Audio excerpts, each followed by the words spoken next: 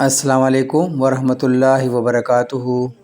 حدیث نمبر ہے 1516، مشکوٰۃ شریف میں سے ہے۔ صحابہ نے رسول اللہ صلی اللہ علیہ وآلہ وسلم سے عقیقہ کے بارے میں پوچھا تو آپ صلی اللہ علیہ وسلم نے فرمایا، لڑکے کی طرف سے 2 بکریاں اور لڑکی کی طرف سے 1 بکری ذبح کی جائے گی، وہ جانور نر ہو یا مادہ، اس میں تمہارے لیے کوئی حرج نہیں ہے۔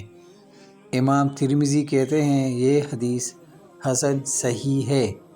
اللہ تعالیٰ سے دعا ہے کہ وہ ہم سب کو اس حدیث پر عمل کرنے کی توفیق عطا فرمائے، آمین ثم آمین۔